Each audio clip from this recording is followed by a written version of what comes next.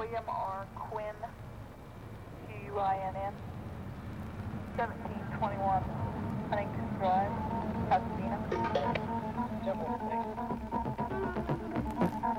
Last name spelling Frank Union Robert Charles Adam Paul. First name of Roland Roland. No middle name. POB is 23 of 73. You can't tell us anything right now? Just it's an older white male and... That's it. You can tell me more. Where's he from? Can't tell you that. I can't tell you that I looked in a car that has California plates on it. Okay. When can I get an interview? As soon as we find something out.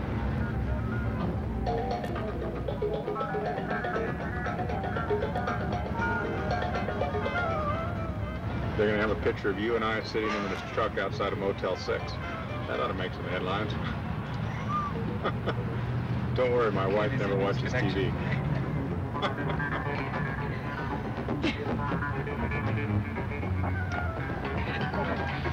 First name Leon, Leon. No middle name. POB is 715 of 70.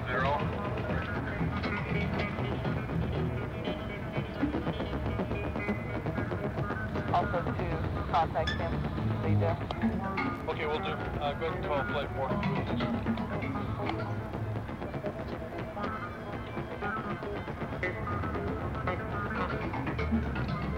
I want a good 10-second. We don't know who he is. Fill me in. At this time, we are in the process of conducting an autopsy.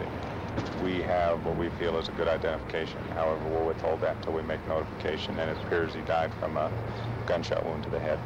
Is there anything else you would like to add? No. Bonk. I don't have anything else to add. You make my... hole in your pocket. There you go. You make my job. Was it out? Yeah, you had poked a hole in your pocket. I did. Don't let the... That's all right. Don't let the department find out about that, okay? Family's been notified yet? Nothing. I haven't been able to get away from here yet. Well, you better get going, okay? I'm going to call you back. Okay, yeah. I'm going to go Find in. out more. I'm going to call where he lives and have them take care of it. Okay, and then you can tell me more. I'll give you a call. Better. All I can tell you right now is we received a call that there was a possible suicide at the Motel 6 motel.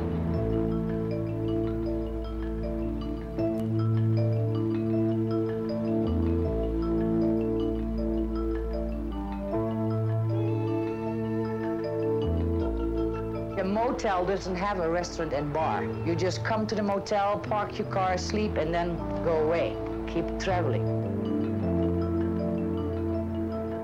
There's no room service, there's no valet parking. The carpet doesn't match the drapes. It's, it's like camping, sort of. Actually, there's not much difference between the functioning of a hotel and a motel.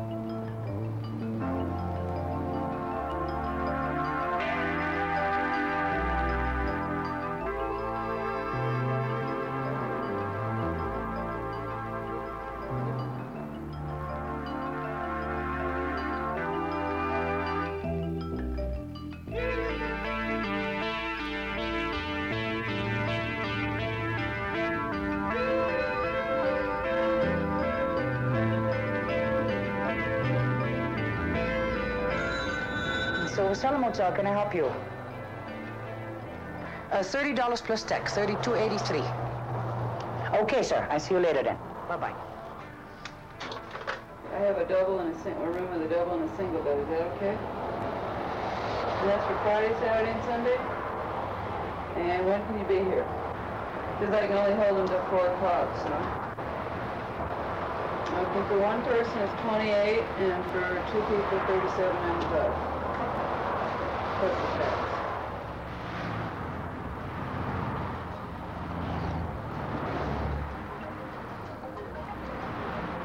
Drives me crazy to watch all those cars.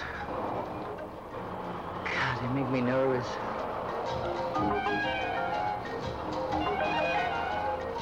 Isn't the motel always on the main road? Yeah, you have to be on the main road, yeah. Terry, when did you open this motel? 8 years ago, December, we bought it. Yeah. You and Penny? Yes, we bought it together, yeah. How did you meet? In Mexico. She was sailing in Mexico with her husband and the 2 children, and she stayed in my hotel in Mexico. You had a hotel in Mexico? Yeah, I had a kind of a small, only 34 rooms, bungalows, little exclusive place, first tennis court. And she used to stay with me when they came into port. And then later we became friends, and then I moved to Santa Fe in 1980. She divorced her husband, and then we decided to buy this place together. And she's a good maintenance. We can fix most maintenance problems ourselves. Wrong screwdriver. Gotta go back. Why did you leave Mexico? The government of Mexico expropriated me. The top shots in Mexico City, they liked my land so much that they just took it all. Yeah, I got $32,000 for 2 homes that were over $120,000 worth. And then, of course, you know, between being put in jail 6, 7 times, but never been proven to be guilty, we got so fed up that my husband and I, we decided to leave. Just leave it all behind and start all over again. Is your husband here? No, we split. We separated it, yeah. Why were you put in jail? As I say, they wanted it to break the spirit from a Dutchman. And that's not very easy to do. We Dutch people, we don't give up. I really fought it to keep my land. But it's the power of Mexico's politicians is so strong. You can't fight. Well, I met my husband in Mexico. And He was Mexican or American? American. From Kansas. We sailed in the South Pacific, where my daughter was born in Tahiti. And we sailed about 8 years. And then I got pregnant again, so we decided it was time to, I don't know if this is working or not, time to settle down on land. So the Mexicans won. You gave in? They won, I gave in. Better than being shot at, you know. I mean, I'm still alive at least. Yeah, it's better than being shot. My American husband, he couldn't take it. I went to jail for him twice because I know that if he would go to jail, he would just go berserk, you know. An American being in jail without being guilty in Mexico, it's... Who had the idea of opening a motel in Santa Fe? It wasn't me, it was Terry. Penny's fixing 11. Just leave it. We are gonna fix some more. You are free this morning. They're going in the office. In the office again.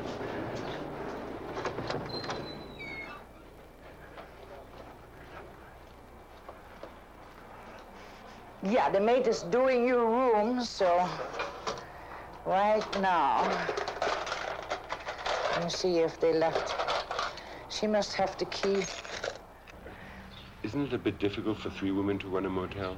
Well, it's not easy, but I think I like the life because I can be with my kids. You know, I can always be home. Well, you've been very lucky. You haven't had any robberies. Oh, you should have Helen tell you about the robbery. We had a robbery, gunpoint robbery, yeah. But you have to have Helen tell it because it's really funny. This is our one and only robbery at the Silver Saddle Motel. I came back from the movies. Helen's lying on the couch, and I came in and I said, "Why, the movies were really great." So you enjoyed the movie, Yeah, I sure did. About this time, a young boy walks in the door. Can you change this? Sure. Now, there's nothing in there.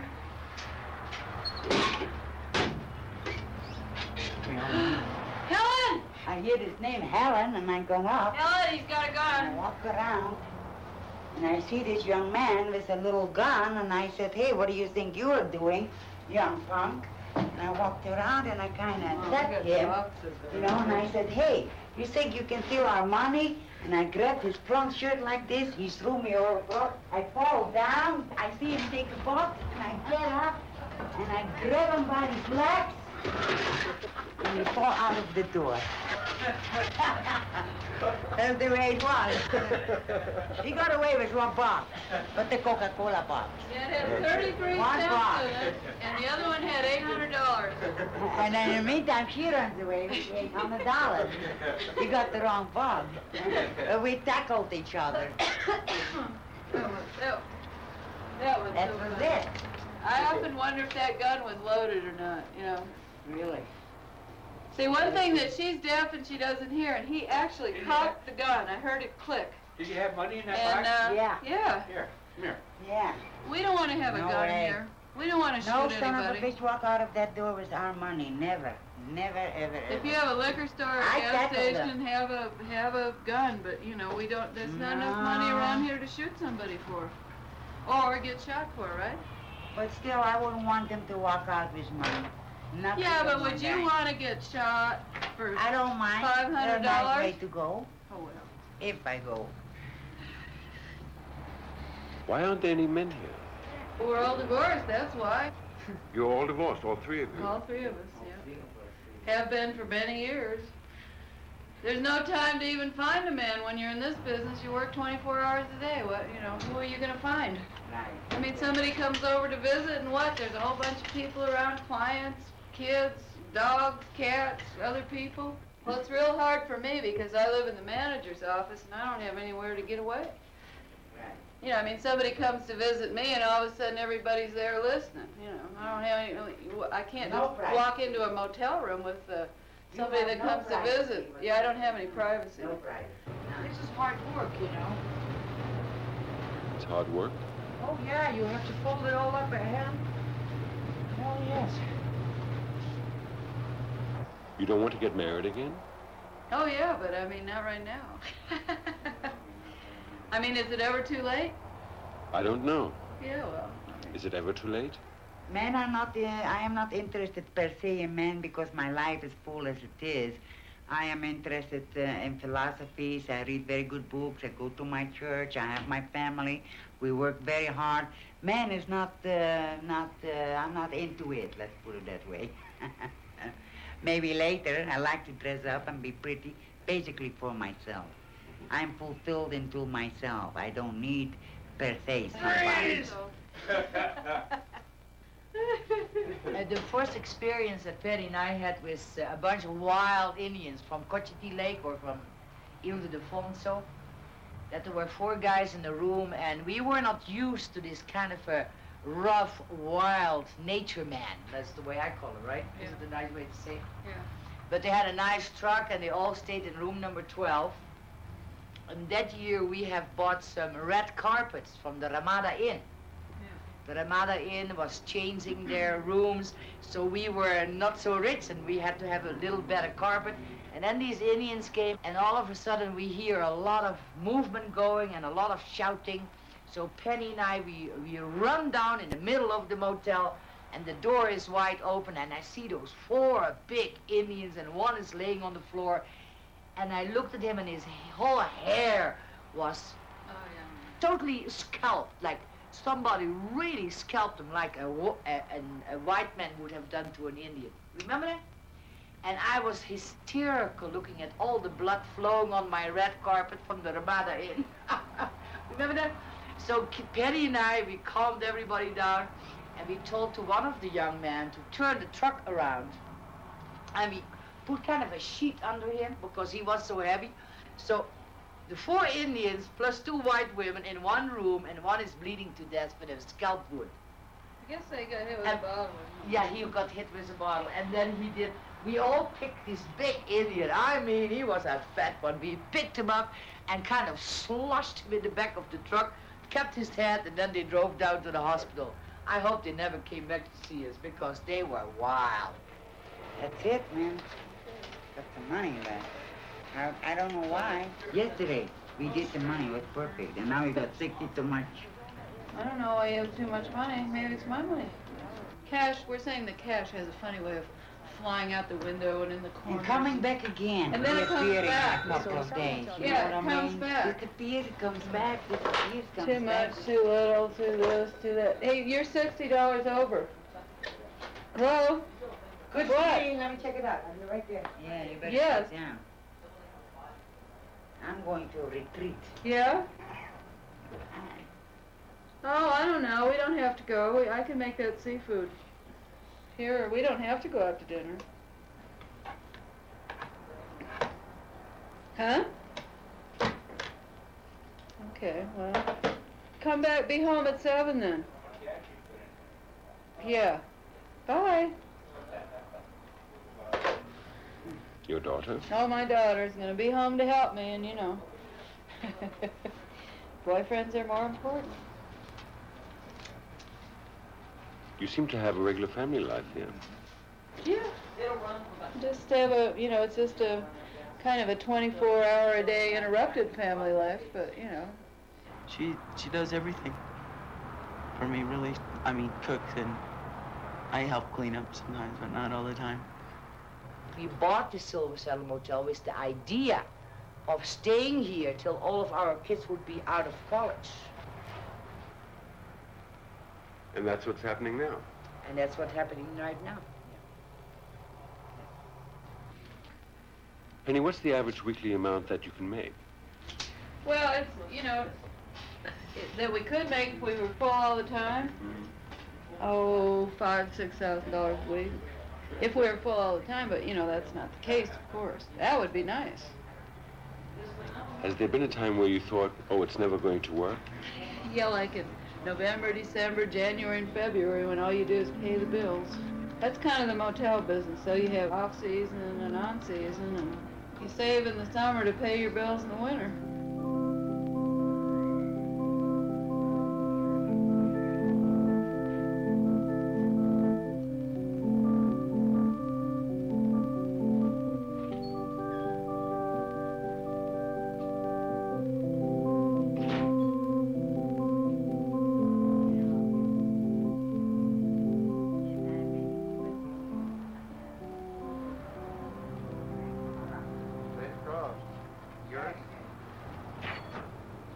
Hi. Can I help you? We just got room 25, and it looks like it's been slept in. The sheet is clean, there's nobody slept on it. Well, I don't know. That's what people do. They look at it and they mess up the covers. Then they come back and they say, we don't want it. Then they leave the covers unmessed. You want your money back, you can. Could you just get us some clean sheets? We'll put them on ourselves. You want a clean sheet? I'll give you some clean sheets. Yes, please. That's what people do. You come here to my office. I'm going to give you a key. You're going to look if you dig it. You're going to mess up the bed. Then you come back. You don't fix it. You are not educated. Well, we already Right or not? so. 99% are uneducated. Yeah, right. That's goddamn sure. I get mad. One afternoon I was working here in a motel and I had a young man that rented a room. And I knew the time he arrived. About an hour and a half to 2 hours later, this young man came to the office and wanted his money back. So Freddie and I, we went to check out the room, and he said he had not used the room. Well, we went, after 2 hours, we went down, and we saw a lot of semen on the sheets. So we told, hey, you want your money back after making love to this girl with semen on the sheets? Forget it, honey. But this young man made a scene. He actually wanted to have a physical fight. So Freddie punched him out. Well, the young man lost his case. He never did give back his money. I mean, stuff like that goes down in a motel. No air conditioning? No, Does no it get pretty air cool? condition. Basically, you really do not need air conditioning at night time. Well, Because the difference in temperature during the day and at night is considerable. yeah, I was Almost up here. 30%. I was up here in January of. That's cold. So it was. And you know, even then, it's not that cold. Yeah. I think the best temperature Santa Fe has, besides California, really. Yeah. You know, it never gets too hot and it never gets too cold. You take this, sign in. 41-6. So we're sitting here. and this wonderfully dressed gentleman walked in. And I thought he was going to have a room. The guy sat down, I introduced him to my boyfriend, and we started talking. Well, anyway, that night, he did not take a room. That's kind of surprised me. He informed himself about the prices. I guess he's going to take a room. Beautifully dressed. It was winter time, and there was snow. The next evening, I was putting on the lights on the in the hall, and I hear, Helen, Helen. I turn around, and there was the same gentleman. His name was Ed. He said, Helen, I need a place to sleep in my car. Can I park somewhere here? I said, Jesus, Ed, you don't have any money to pay for a room? He emptied his pocket and had $2 to his name. No more. I said, Jesus, you cannot sleep in your car in the winter time. Let me go talk to my sister. So I go talk to my sister. My sister said, Jesus, Helen, we can't let the guy sleep in front of our house in his car. Why don't we invite him in and sleep in the living room? Well, we did. He slept in our living room and showered, got himself a job, etc., etc. Stayed 14 days in our living room. We felt sorry for him. Finally, he got a job in Albuquerque. So we were happy that he got a job and he moved to Albuquerque. Next thing, I'm reading the newspaper in the morning, and the same guy with the same name shot dead by the police. He had fallen in love with the woman that worked at the Marriott Hotel in Albuquerque. He felt so much in love that he bothered her all the time. And I guess she didn't want to have anything to do with him. And at one point, he went berserk. He took a little gun that he had shown me already here. It was a beautiful gun, and threatened the lady, and then the security guard shot him dead. So Eddie Boy was dead out of his miseries. Yeah, really. That's quite a story, isn't it? I mean, all this within 3 weeks, you know. Silver Saddle Motel, can I help you? Just a minute, let me check You all my seem to enjoy people a lot and have understanding for each other. You might say that we just make the best out of life. Wherever you are, you just have to go along with everybody and everything and enjoy life. You sit there getting mad because you don't like this, you don't like that, you don't like these people, you don't like those people. You might as well just give up and go to bed forever, you know. But you know, I do believe it is an advantage because you have been a sailor 12 years on the high seas, and we have traveled all over the world, so, you know, it makes a kind of a combination that fits together. True? You get angry, you have fights, but still you get together and you stick together.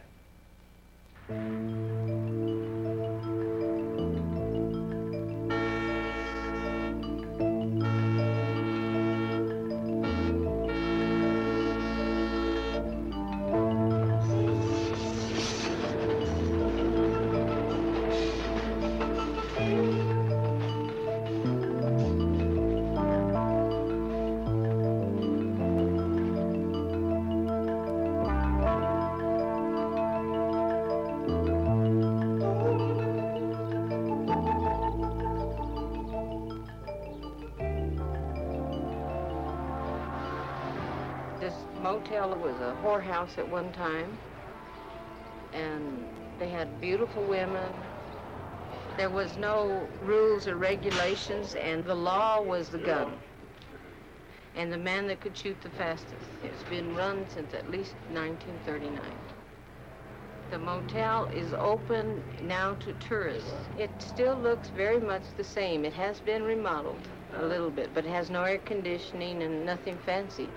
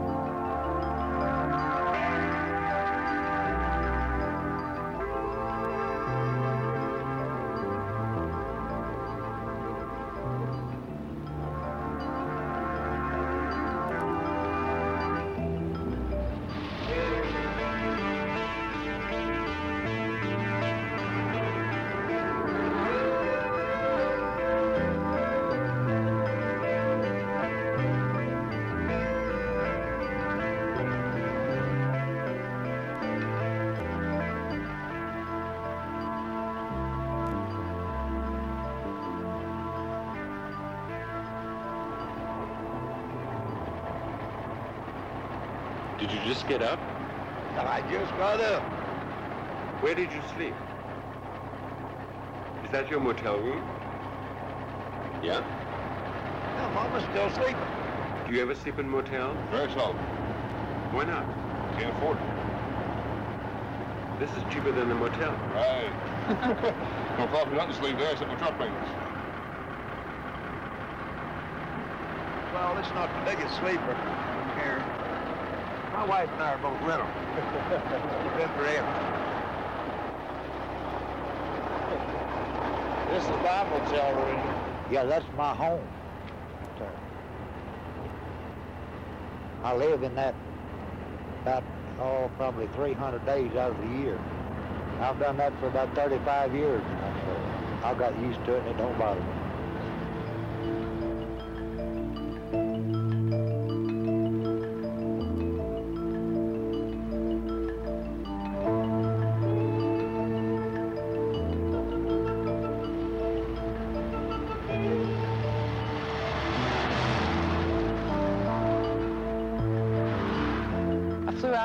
To Los Angeles, where I had a business meeting, and the meeting went on forever.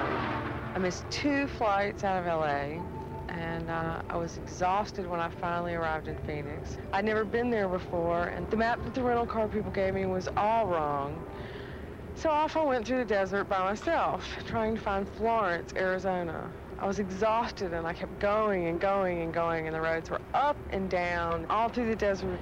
It was a horrible experience. I didn't know where I was going. I was 2,000 miles away from home, and just the sensation of turning this corner after coming 2,000 miles and seeing the Blue Mist Motel, it was the most sinking feeling I've ever had in my life. It was terrible.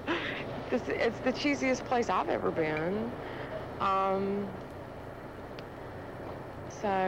But it got better with each time. How often do you visit your husband? About once every 6 weeks. Was that the general plan? Well, yeah, that was the general plan, but I couldn't always get away.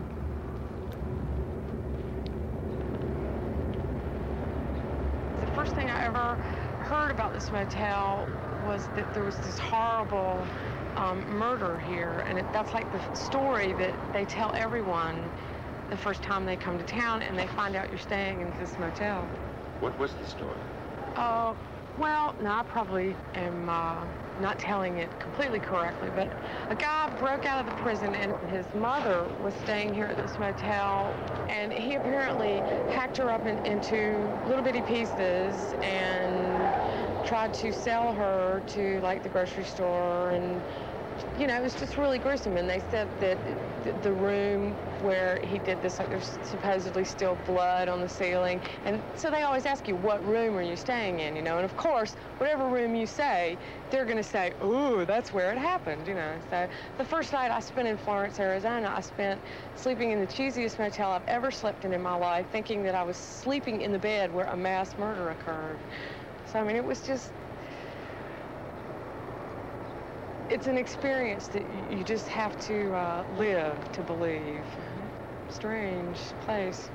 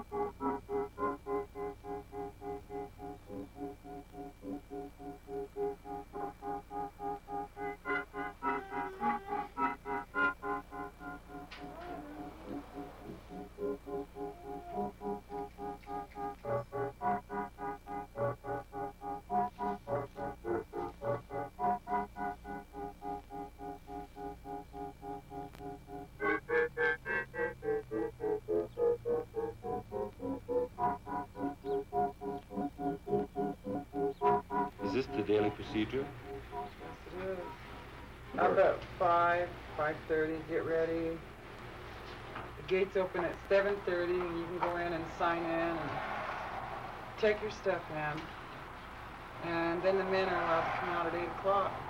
That's when visits begin, from 8 to 3 in this unit. Most of the women start staying in the motel because it's a lot easier than getting up at 3:30 in the morning from Phoenix. Does Mike have a special way he wants you to look? No, he just doesn't want to cut. He says the red hair should be trimmed, maybe, but never cut. I always wore mine very short. Number one, I think that long hair on an older person looks borderline ridiculous. He doesn't seem to think so. And he's boss. Does he ask you to wear certain dresses when you come to see him? The black blouse I had on yesterday in green. That's the only two requests. And no slacks, because he sees enough of those on the female guards over there. How many times a week can you see him? 2 days a week.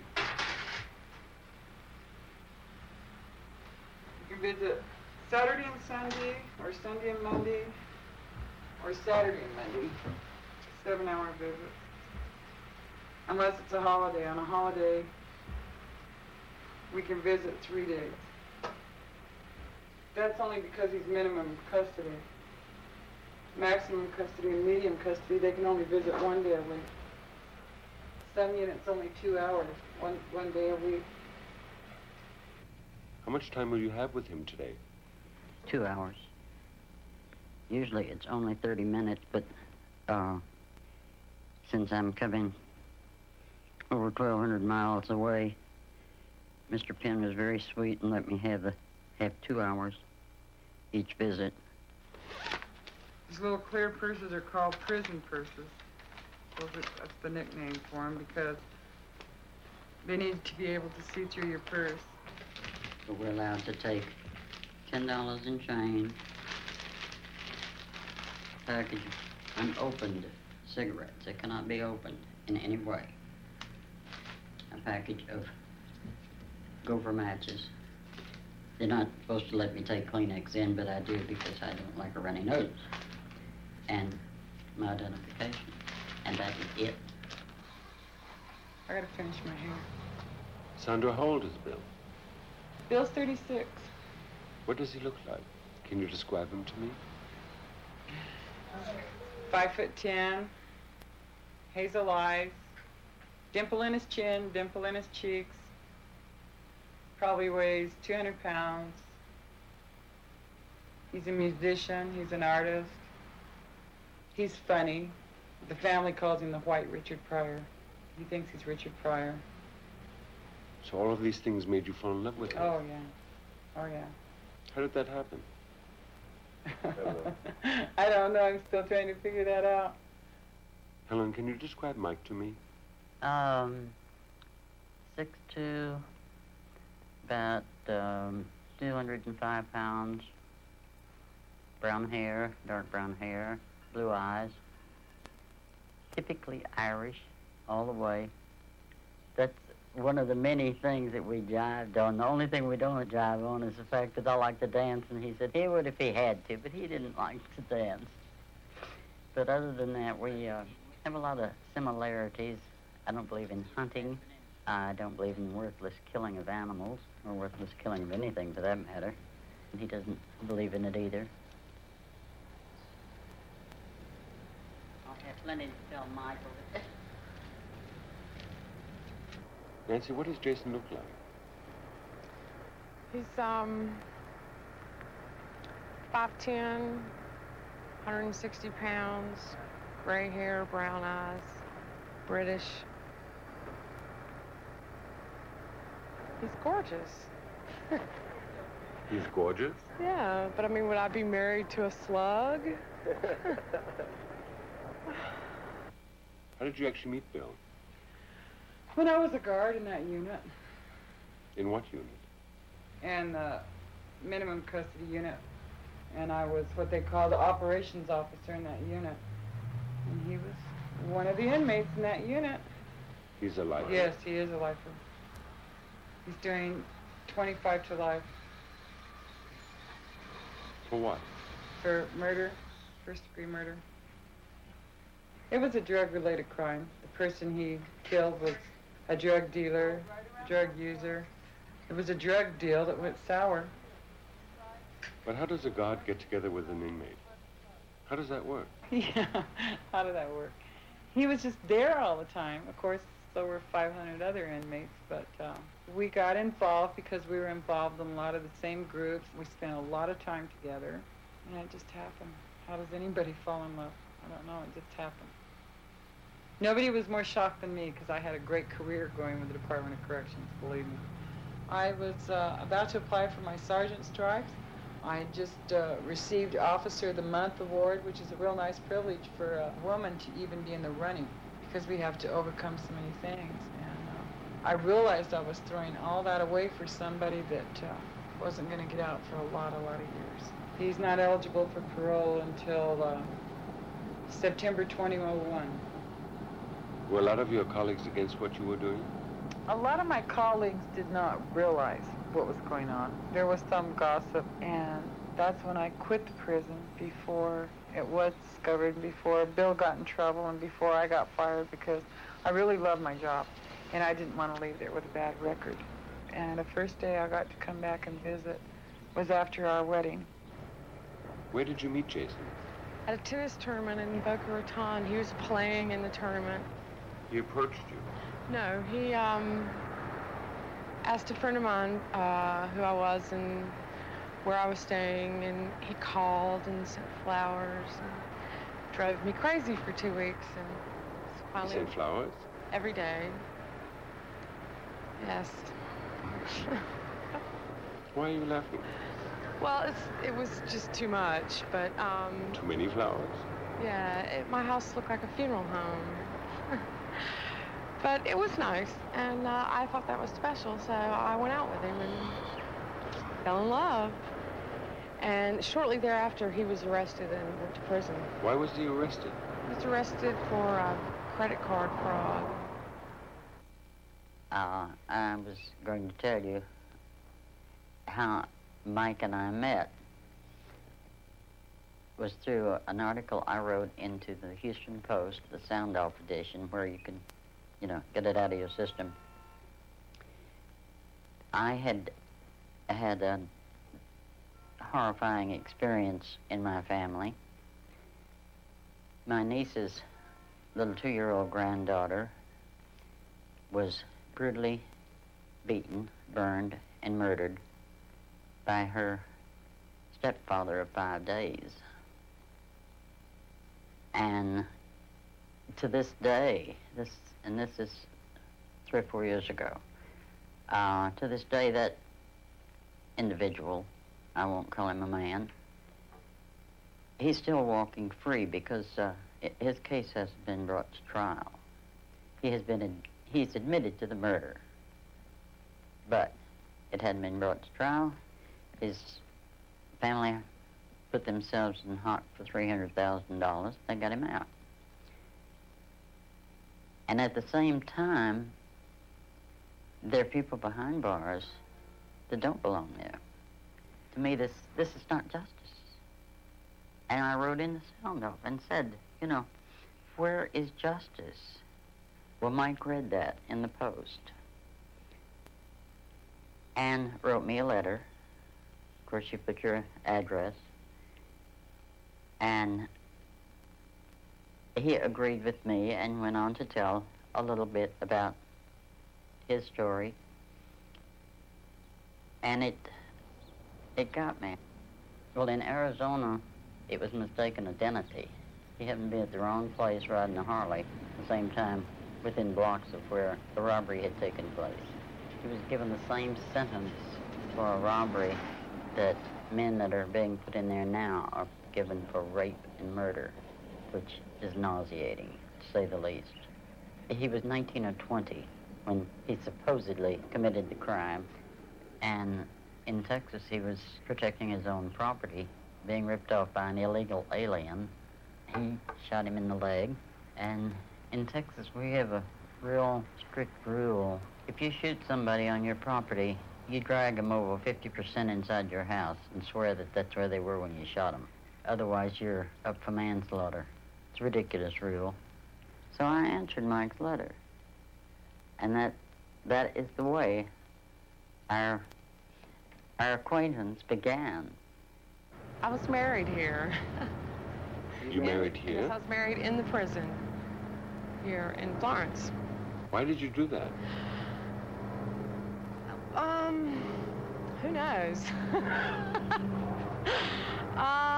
Because I wanted to get married, or I had decided that I wanted to get married, and felt like he needed the feeling that our relationship had more stability than we were just lovers or living together, and so I decided to get married, and since they wouldn't let him out, I had to go in. It's just, until you get used to the bizarreness of having a relationship with someone in prison, the thought of being married in a prison is just terribly far out. So, I mean, it took me a while, I guess, just to get used to the idea. But I guess, you know, once I got used to hanging out in prisons, it didn't seem so bad.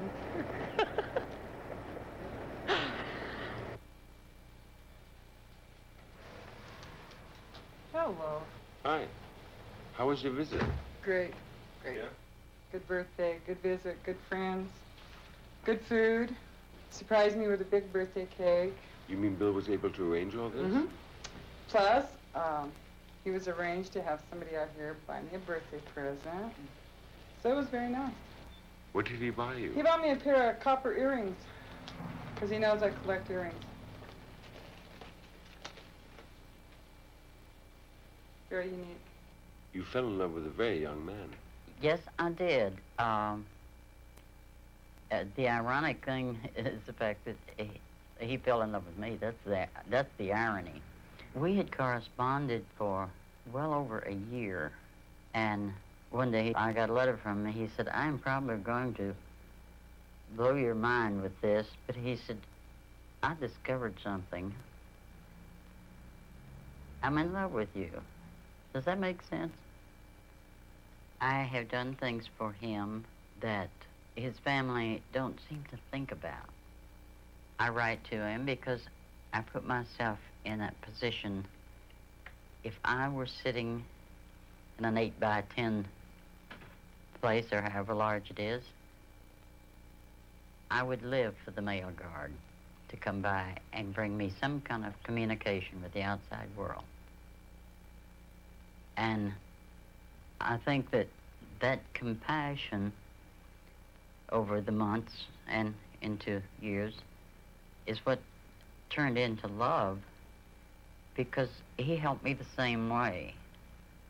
Right after I had my husband put in the nursing home with Alzheimer's, I had to go up to my brother's house and help nurse him until he died of cancer, and stay on and try to take care of his wife and get her to, you know, ease her through it, because I had been through a death in a previous marriage, and lo and behold, she dies.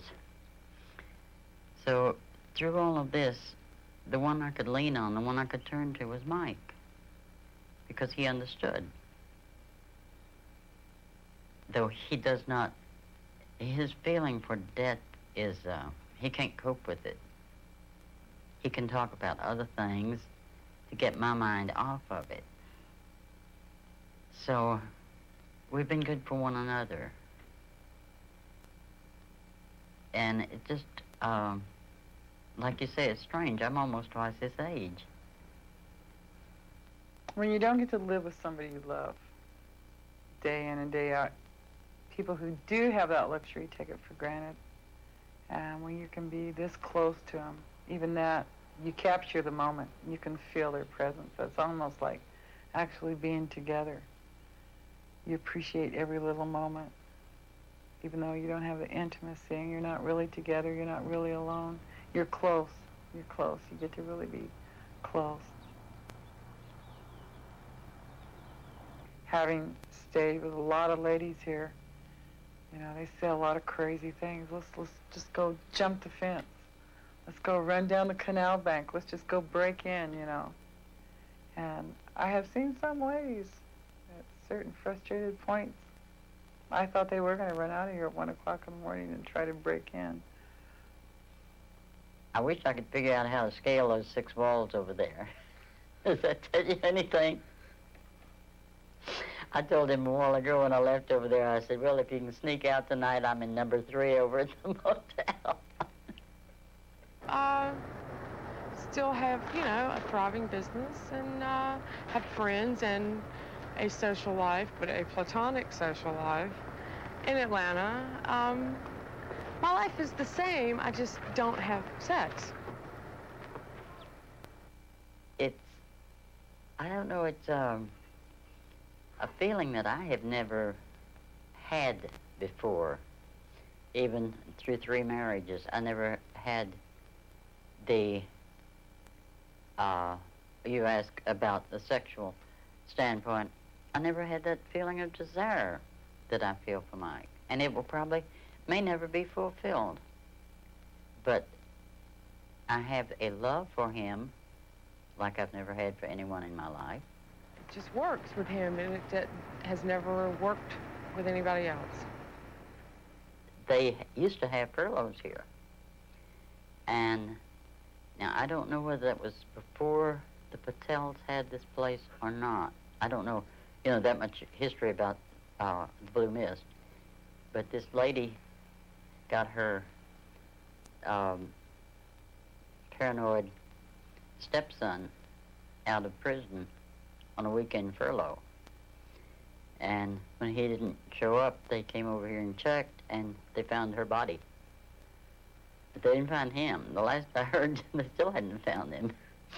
So they did away with furloughs, darn it. They were allowed to have a furlough here at the motel with their families until a particular incident happened. Like what? What happened? Like one of the inmates who was on furlough here in this room with his mother. In this room? In this room. Room 22. On January 30th, 1984, a citizen here in the community, he used to work at the Arizona State Prison, which is just a little bit east of where we're standing right now, reported to us that an inmate known to him as Robert Mormon had been up to his restaurant, acting very suspiciously and trying to get rid of what he called dog bones. We started looking for Robert after we had a description of him. We came up to this room, room 22 here at the Blue Mist, and talked to Robert. My sergeant and another officer came and talked to him, and he reported to us at that time that he was waiting for his mother to come home, that she was off with some friends here in Florence. When we opened the room with the search warrant, we came in, it looked just like a motel room that was being lived in for the weekend. There was some new pots and pans laying here on the chair and on the floor. This bed here was disarrayed where Robert had been laying. This bed here, you could tell somebody had been laying on it, but it wasn't really disturbed. We found Maud's purse sitting on the nightstand between the 2 beds. We found her slippers on the floor near the window. We, at that time, were also advised that a lieutenant from the prison had been contacted by Mr. Mormon and asked to come to the motel room to pick up some dog bones to give to the dogs at the prison. From that, we asked to retrieve that box so that we could examine them. It turned out to be Mrs. Mormon's lower extremities. He had taken her here into the bathroom and with a serrated steak knife and a buck knife had completely dismantled her body. We were able to pick up points of blood in the floor where blood had dropped and splattered, which were photographed and picked up for evidence. In the bathtub itself, we were able to take the drain, and we found pieces of human fatty tissue, which we were later determined that they did, in fact, they were Maud Mormon. We questioned Robert Mormon, and after 2 or 3 stories, he did finally tell us, yes, he had indeed killed his mother, and he had told us around town where he had deposited parts of her body. And Robert Mormon today is on death row for the murder of his mother. Does one know why he did it? As far as I know, there are a lot of theories. Some said that she died of a heart attack. They felt she died of a heart attack. And he panicked and he dismembered her. Other people say they were sexually involved in a fit of rage, you know. This was his adoptive mother. Yes, adopted mother. Although she had raised him. He was an infant when she adopted him. His name is Robert. His first name is Robert. His mother's name is Roberta. And, but since that incident, no more inmates come to the only motel in Florence anymore. You married a man in prison, where most women would divorce men in prison. But I try not to think of him as a man in prison. I try to think of him as the man he is. It's unfortunate that he is in prison, but it's not all there is to him. I mean, he's more than just a number for the state of Arizona. He's a person, and he's a great person. So Mike has given you something that you really never had before. Right. In our visit, this trip out, I think kind of summed it up. He said, "You're attractive." He said, "It isn't your face, your beautiful hair that I fell in love with. I fell in love with your heart and with your personality." And I have that on tape. I told him he could never take that back because I have proof he said that. But he has given me something that has really been lacking all my life. A feeling of somebody gives a damn. That I think says it all together. You still feel like the cop and the convict? Yes. There's a lot of convicts who will never accept me because I'm still a cop as far as they're concerned. I was a cop, I'll always be a cop. There's a lot of cops who will not accept me because I joined the enemy. They teach about us in the academy. We have new officers come out and they tell us, "Oh, you're Bill and Sandy Doyle. Yeah, they talked about you guys in the academy." Do you know what they say? My maiden name was Irwin, and they say that Sandra Irwin was one of the best officers that came out of here. And she was manipulated, and she fell by the wayside, and if she could trade her badge in for a convict, anybody can. You can be manipulated by any convict. It's real frustrating. Well, you go in there, you're supposed to go in like a Marine. You're supposed to go in growling, you're supposed to hate these idiots, you know, they're all assholes. Your duty is to spread hate and discontent. That's your job. And unless you get called 80 names, derogatory names a day, you're not doing your job. You know, and after a while, the humanness and everything, it breaks, it comes through. It's real hard to be hateful every day for no reason. It's a real hard job. It really is. It's real hard to leave that place and go home at night.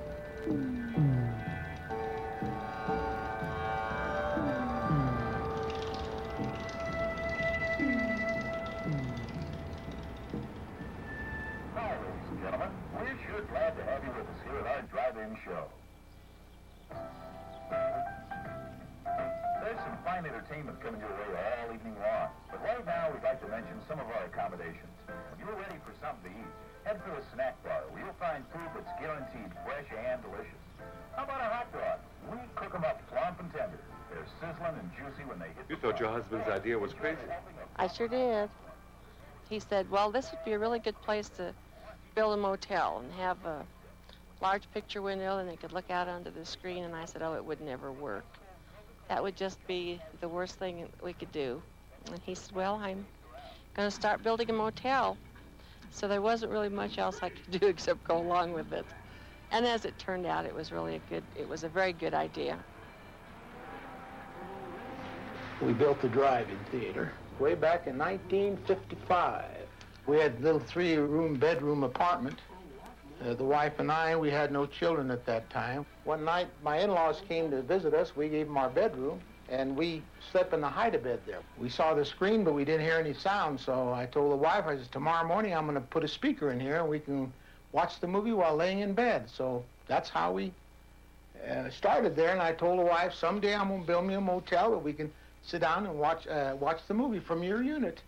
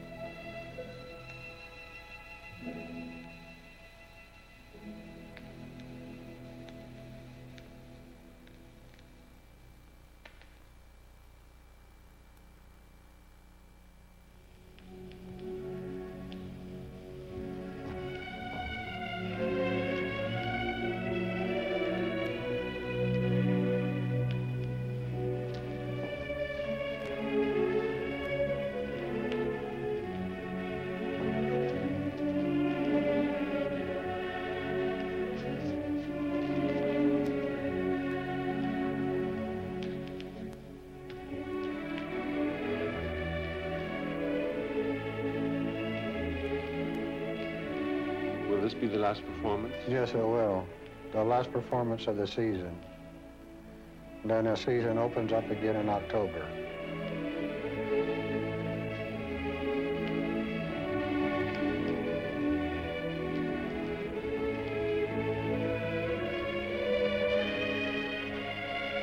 I came here, you might say, as a last resort. The touring business was kind of dying out for the solo performer. When I found myself confronted with this empty hotel and theater that no one wanted, I somehow had the feeling that I was looking at the other half of my life. I was so intrigued with it, I told my husband about it, and together we both realized we were looking at our future.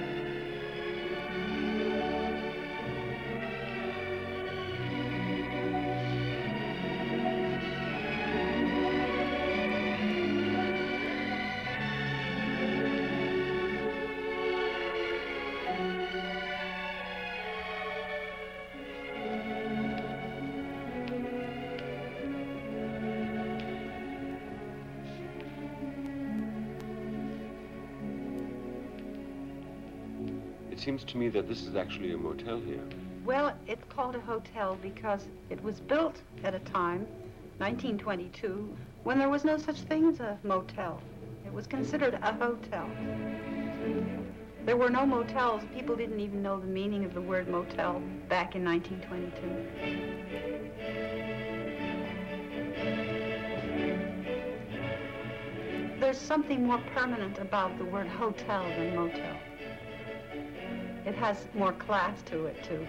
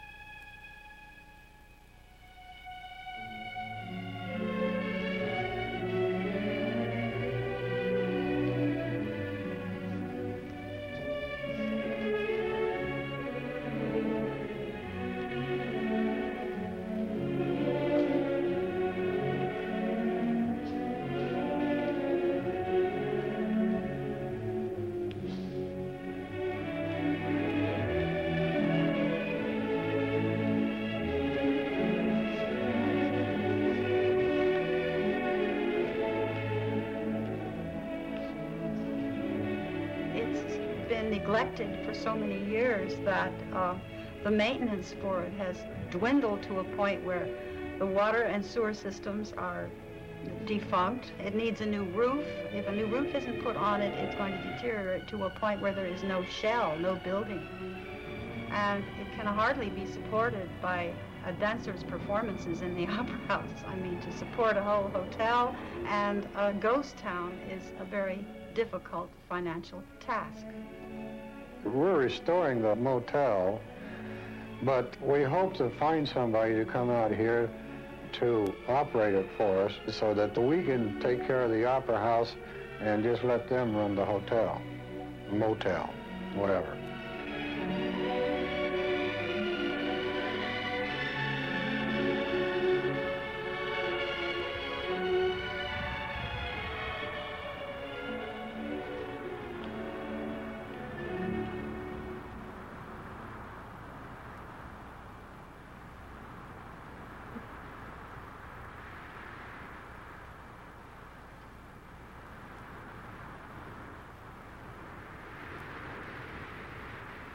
There's just Marta and myself living here in the town, and she takes care of the theatrical part of it, and I do too to some degree, but then I also have to go out and take care of the town itself. This is a ghost town. A town that has only 2 to 4 people living in it is considered a ghost town. I've known Marta ever since she's been here, and one day I come walking in when she first started painting the murals, and I asked her what she was doing. She said, "Oh, I'm going to paint these walls all the way around and the ceiling too." And I said, "Holy mackerel, you're going to do all that?" And I just shook my head like I didn't believe her. Well, I come back a few months later, and sure enough, she was right in the middle of it. I have an obsession of painting on blank walls. Wherever I've lived, I've done it. And these walls, of course, dictated to me an audience because it was my theater, it was my make-believe opera house, so I can make out of it anything I wish through my painting. But these were your only audiences for quite a while. Yes, many, many, many evenings. All I had was my painted audience, and my painted audience grew as the years went by. And as it grew, the real audiences grew, too. I think that when I painted the mural were some of the most tragic years of my life. But I wouldn't believe it because I had a mural to finish. She was going through what I would say marriage problems. She had a husband with a superego that wanted all of her time, and she wanted to spend her time as an artist and painting and doing things here in the opera house and on the stage. And so her own time was taken up quite a bit.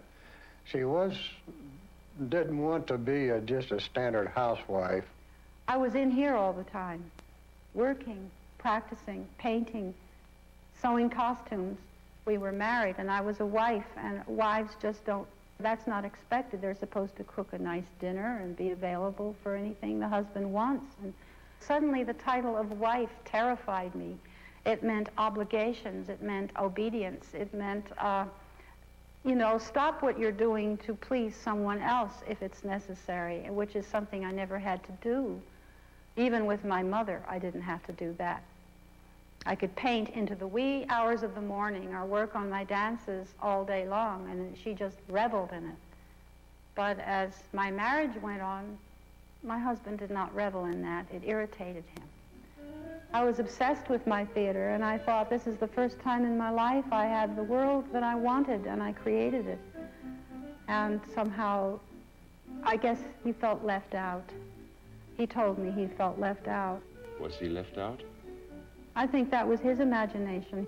Is your husband Tom's portrait on these walls? No. A lot of people thought the king and queen were Tom and me, but I don't think they look like us at all. Some people think that Siegfried looks like Tom. Siegfried? Siegfried. What part of Siegfried looks like Tom? The beard, the width. He has a broadness, a strength, a physical bigness. Tom has gotten big through the years. I felt very guilty when I was told that I left him out, and that guilt began to show in my performances. He caused a lot of heartaches and problems for her in the way he treated her. He hated me, and he tried to destroy me. We had one phone here, and I would lift the phone to make a call, and I'd always hear his voice talking to his lady friend, always, as if he had a recording, just to hurt me.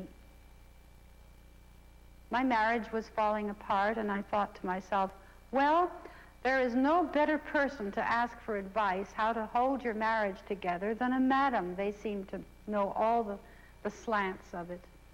So I dressed up and got in my little car, and I drove north 7 miles, and it was broad noonday, and I rapped on the door of the house of ill repute. The door opened, and this very tough-looking, red-headed woman standing there with a baby doll on, and you could see everything through it. She says, "What do you want, honey?" And I said, well, I am Marta Becket from the Amargosa Opera House 7 miles south of you, you know. She says, oh, yeah, of course I heard of you. And I said, well, I've come to see Crystal. She's the madam. And I've come to see her for advice because my marriage is falling apart, and I thought she might be able to give me a few pointers. Oh, come in, honey, come on in. She invited me into this dark room where there was a little fountain in the middle and a light shining up on it. Fountain of a nude woman with water falling all over her. And there were some very shady pictures on the walls. And she says, come on into the kitchen and we'll have a cup of coffee. And so she sat down, was very confidential, and she leaned forward. And she listened to all my problems, and she says, you know, honey, I wish that Crystal could help you, but she's not here now. And you know why she's not here? She's out over in Las Vegas because she's getting a divorce. I have had the same experience with previous marriages, and I thought maybe that I could talk to her and maybe I could help her. You mean you had that ego problem, too, with your wives? No, no. No, I didn't have an ego problem. I just, my first wife, she's the one that decided to go out and mess around, okay? And I couldn't take this. So we divorced, and I also had 4 children by her. And it was being pushed away from the children and not being able to help raise them and see them, that's what tore me up. And then the second wife that I had, she had 2 children, so I helped raise those 2 children, but then after the children got raised, she wanted to go out and try the field again, and so again I had the same problem, which was I could not take it being, I didn't feel a marriage should run that way. So I finally just left that one too. I approached Wilgett one day and I said, would you rehearse the lights and the curtain with me? Because my husband is going to leave and there's going to be a time when I won't have any stage manager or anyone to help pull the curtain or do the lights or an MC. So please, see, maybe we could rehearse together and keep the show going, because he's going to leave in January, which is right in the middle of our season. And he said, sure, I'll try. So he did. And he was very good with the lights and the curtain. Excellent. I could see that he had the potential to perform, but he just didn't ever tap it. He was a comedian. All over town, he was a comedian. He had a 3-wheeler and used to ride on the 3-wheeler, leaning backwards, almost doing a back bend, and putting his legs up on the handlebars, and he'd ride along like that at great speed, and his red hair flying in the wind, saying, "Arr, arr, arr, arr, arr." And I thought, you know, what a waste. This guy really has comedy in him. I called my mother up a couple days ago, and she said, you know, it's always been there, but you're just a late bloomer, that's all. That's all. I guess I'm just a late bloomer.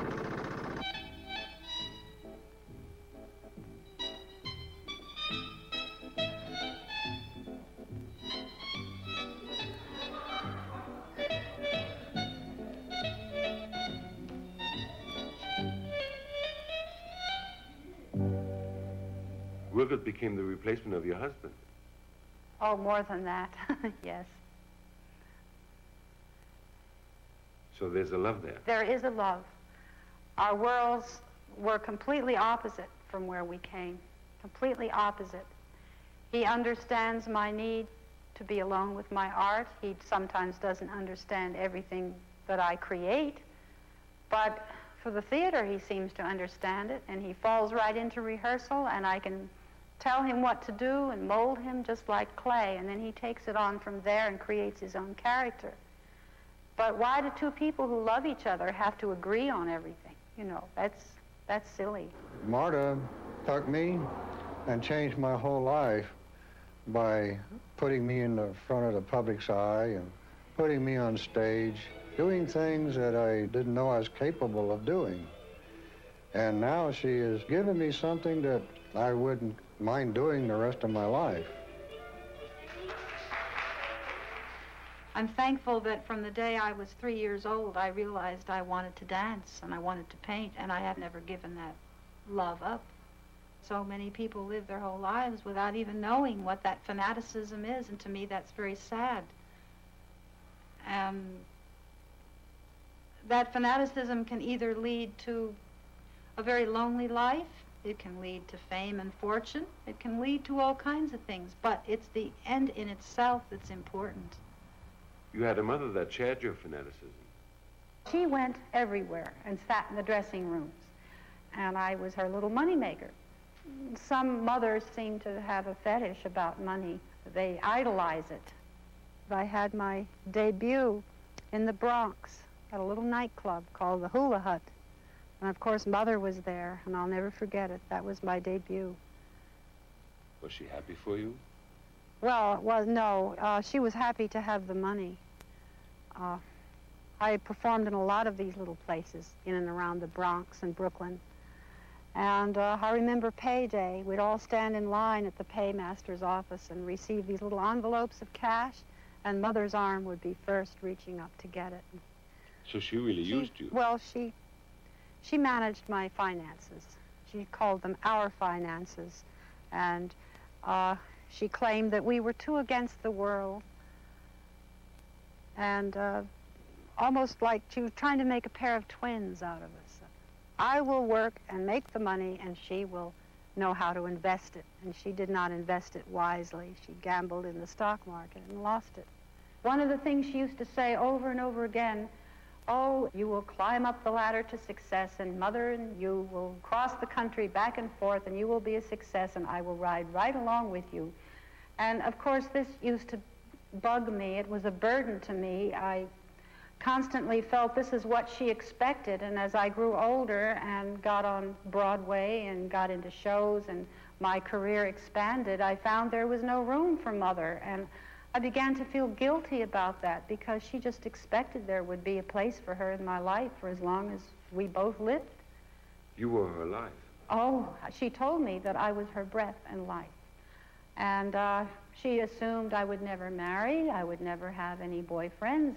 She didn't even like it when I had girlfriends. In the ballet, I used to have a lot of close friends, and we'd talk about things, of course, that I couldn't talk about with Mother. And did you love her? yes, and I still love her. I still love her. She was a burden, but you see, her divorce was, my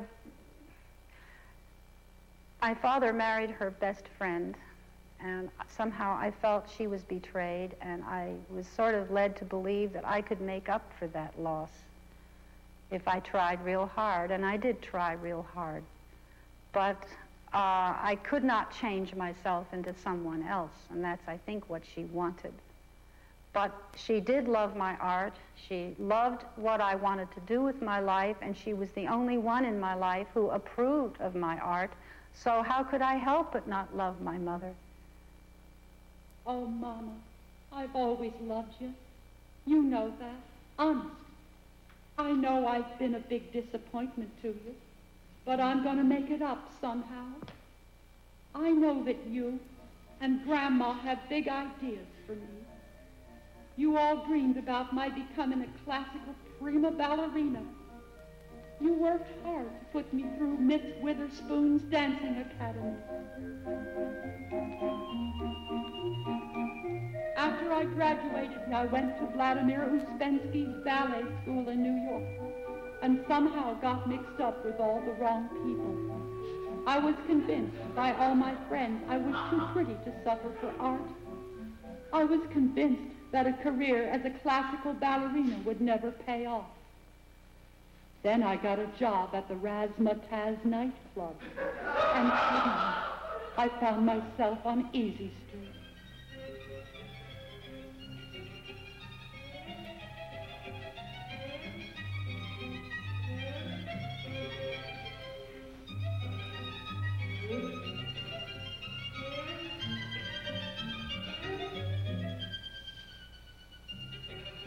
I'm now a woman of the world.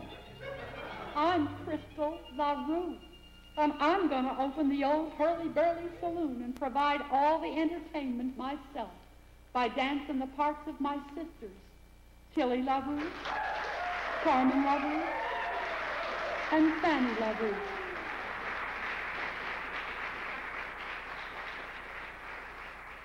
I'm aware constantly of time. I'm aware of the fact that you cannot borrow it, you cannot beg for it, you cannot save it. It fleets by, and it's gone. I've used a lot of time struggling, finding my way out here, and finally over half my life is lived, and I have all of a sudden this marvelous place, but I still don't have enough time. I have the place, but I don't think I'll ever have enough time, and that's what saddens me.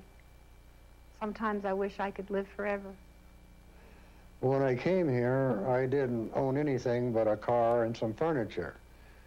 But now I've been here for 5 years, and in that 5 years' time, I've inherited a whole town, so to speak.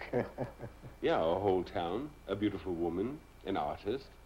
I mean, you're a lucky man. You Well, feel lucky? when you look at it that way, I do feel myself lucky. I look back on my life, and I look back on what I was doing before I came here, and this is really the happiest time of my life, because my life now is so varied, you know, and I'm busy, but I'm not over busy to where I don't get bored anymore. I don't have time to get bored. And you're with a woman you love. Yes, I was a woman I love. But I never thought I would have a woman with the character and talents of Marta Becket, and her dancing and painting would feel the same way about me, you know. But it just turned out that way, and I'm lucky.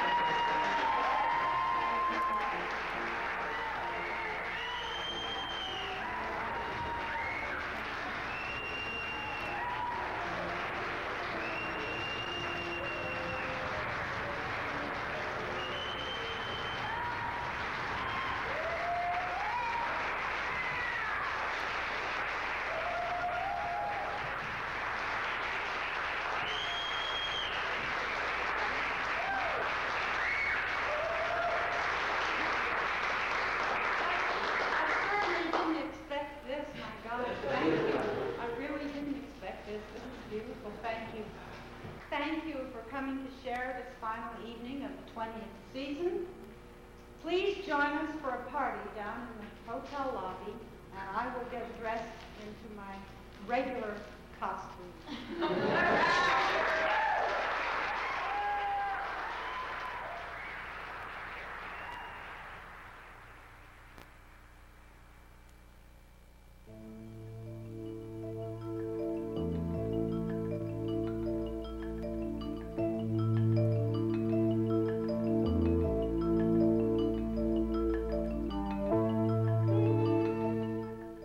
Tomorrow evening, don't miss Howard Hawks' classic western, Red River.